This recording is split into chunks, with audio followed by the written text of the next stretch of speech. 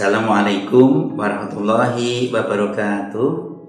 Alhamdulillah wa syukrulillah, la haula wa la quwwata illa billah. Adik-adikku semuanya yang saya sayangi dimanapun Anda berada, selamat bertemu dengan saya Dr. Probo Suseno, spesialis penyakit dalam, konsultan geriatri, sarjana ekonomi, magister manajemen.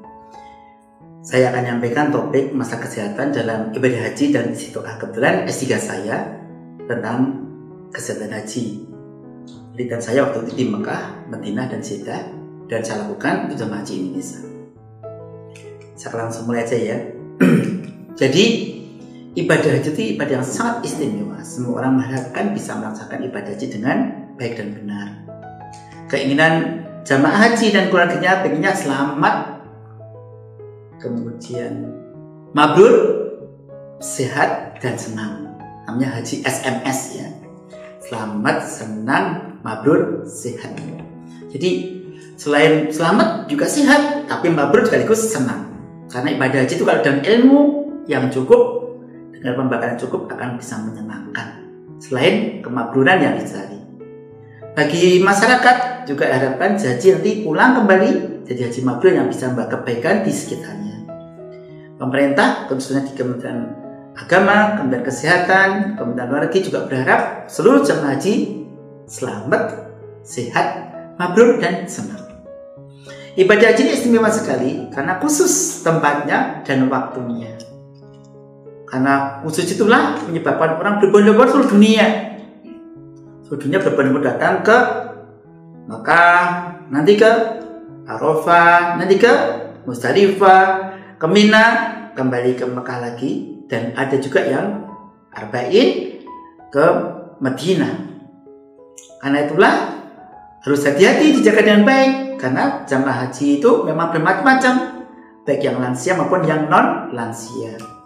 Apalagi yang lansia sudah tubuhnya mengalami penurunan, ditambah dengan situasi yang berat, adanya berkerumun, berbondong-bondong dalam waktu yang sama, sehingga dimungkinkan bagi mereka-mereka yang staminanya memang agak lemah, khususnya yang lansia atau yang muda tapi berpenyakit atau tua dan berpenyakit, dia akan mengalami banyak gangguan, baik kesakitan bahkan sampai kematian. Rukun haji, wajib haji, sunnah haji itu dominan fisiknya selain faktor psikologis, sehingga bisa menyebabkan stres fisik, stres psikis. Akibat stres psikis ini kadang-kadang kambuhnya gangguan jiwa atau muncul gangguan jiwa yang dulunya nggak ada gitu ya. Semacam apa ya? Gangguan penyesuaian gitu ya.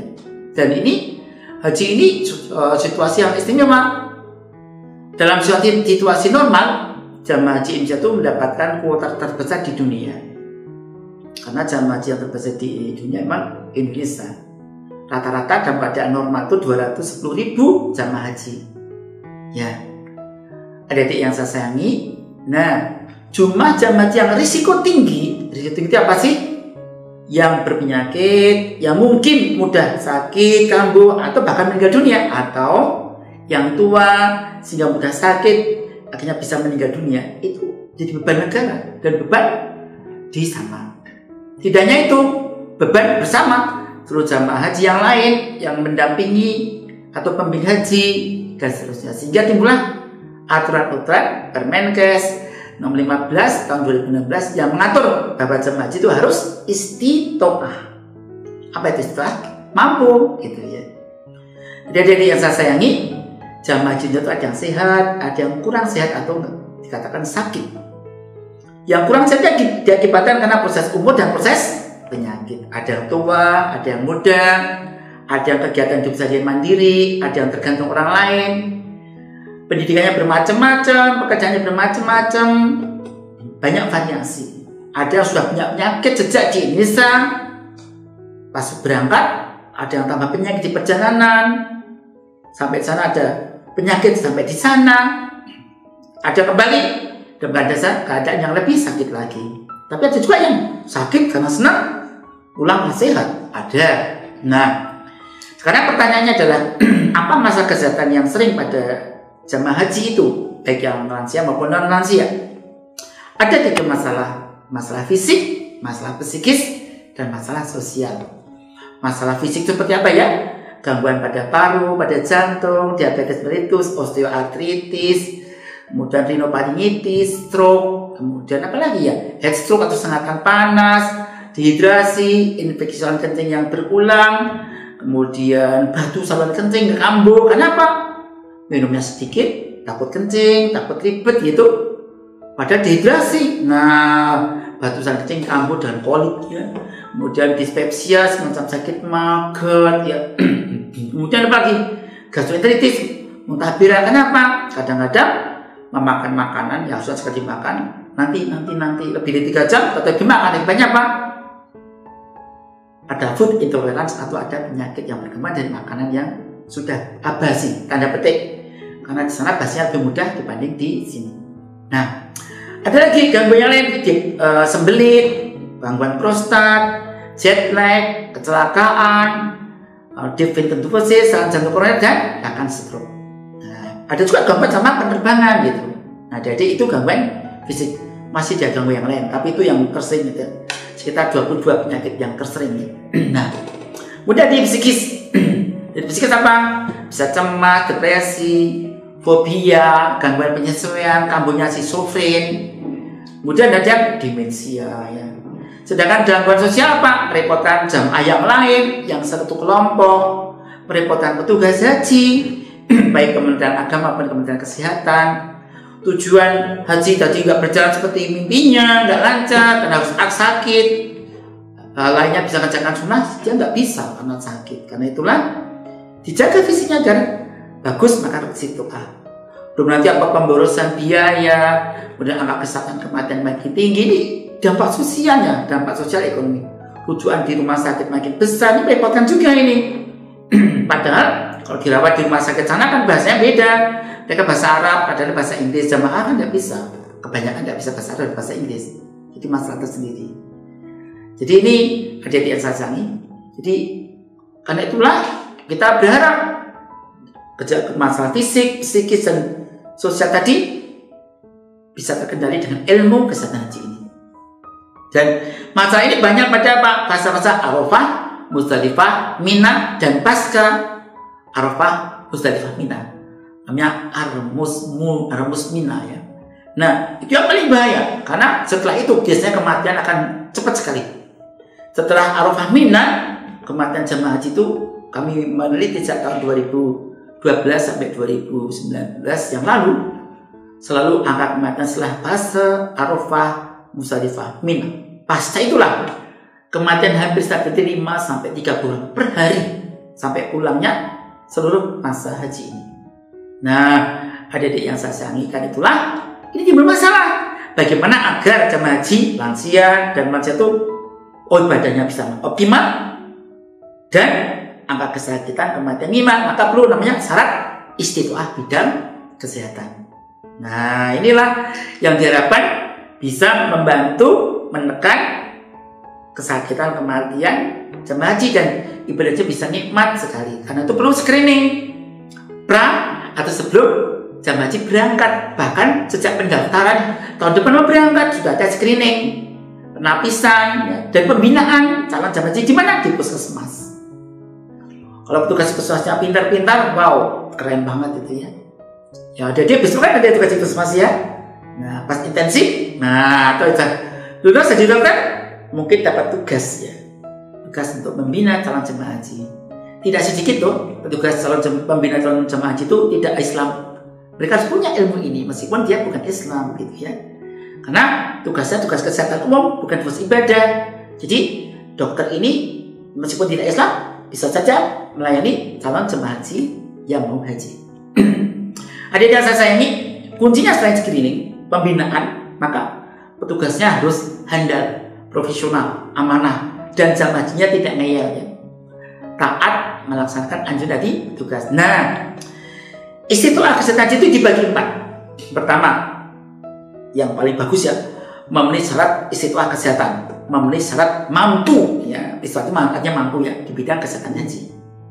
Orang ini prinsip bisa berangkat gitu ya. Yang kedua, memenuhi syarat istiqah kesehatan haji tapi dengan pendampingan, ada pendampingnya gitu ya. Tiga, tidak memenuhi syarat istiqah kesehatan tapi untuk sementara, nanti udah ini yang mengganggu diatasi bisa berangkat gitu ya. Apakah dengan pendampingan atau mandiri. Dan yang terakhir, tidak memenuhi syarat istiqah kesehatan. Nah, yang keempat ya. Nah sekarang yang pertama, memenuhi syarat istiqah. Orang ini calon jemaah haji ini tidak ada masalah. Dia aktivitasnya mandiri, obat, alat kesehatannya mandiri.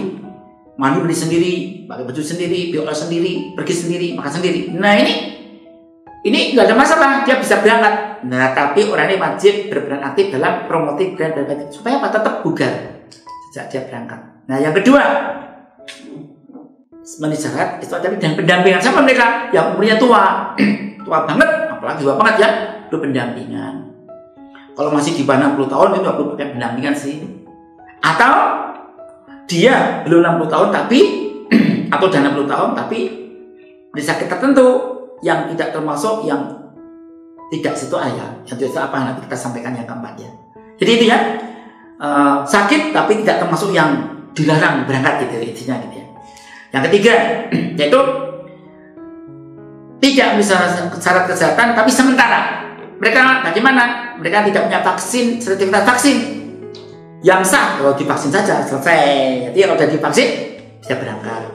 Psikosis takut gangguan jiwa diobati normal berangkat. Jadi fraktur patah tulang yang membutuhkan ya, di kaki sehingga dia bisa bergerak, tapi pas berangkat kakinya normal jadi berangkat ya, pakai keret ya.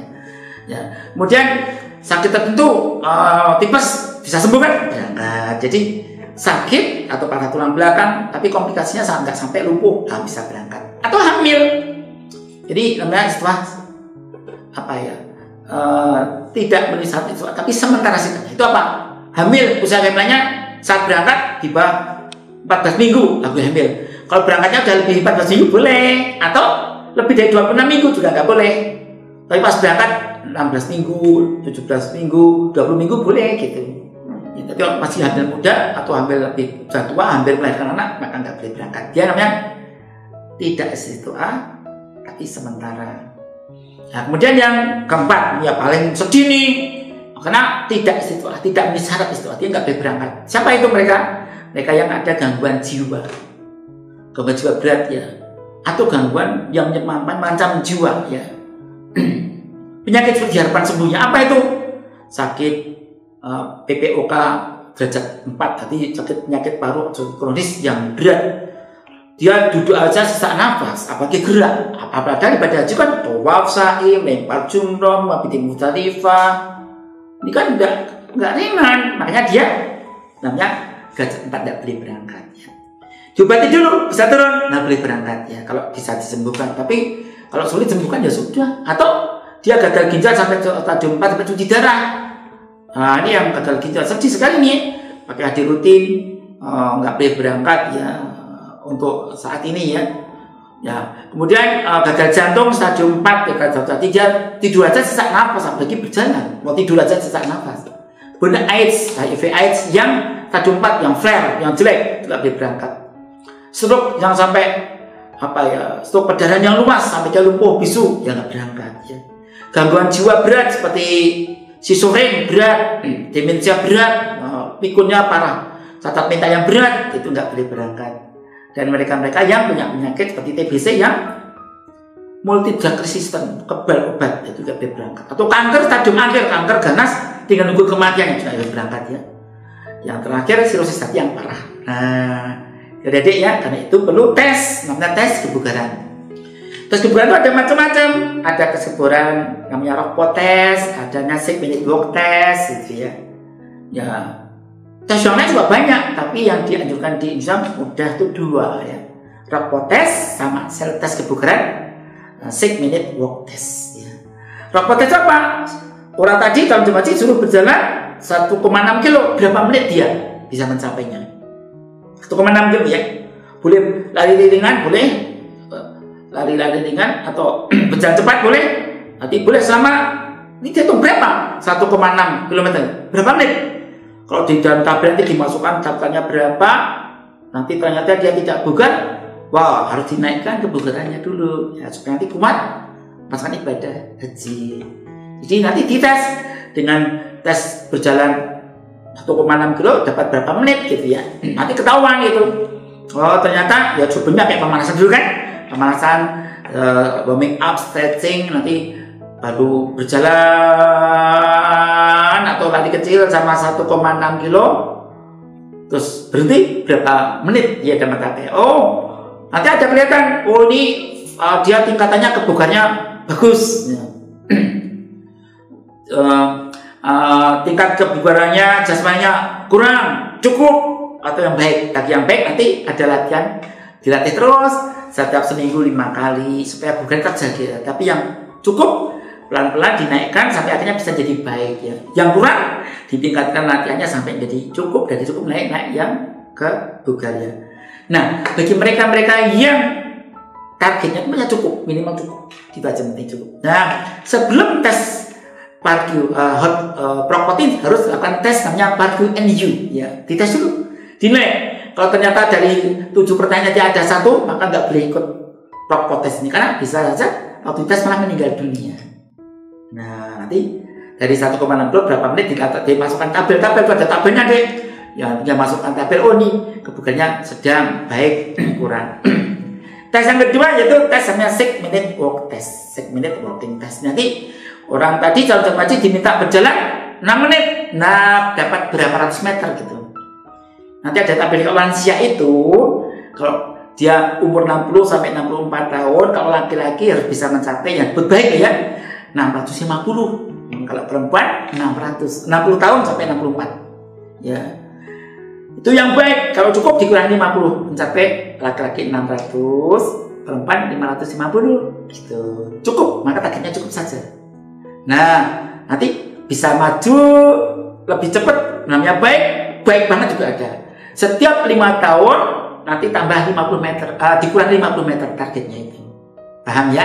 Dan setiap level baik sekali dan baik itu 50 meter terpautnya, baik ke cukup 50 meter, cukup ke kurang 50 meter, dan kurang sekali namanya dikurangi terus 50 meter. Jadi itu rumusnya. Jadi gak sulit ya. Jadi adik yang saya jangi, dan itu perlu upaya manajemen masalah agar calon jemaah haji, lansia dan pralansia supaya istilah. Gimana caranya? Kita akan ikuti lanjutannya setelah acara tayangan ini. Kita lanjut pada pertemuan bagian berikutnya.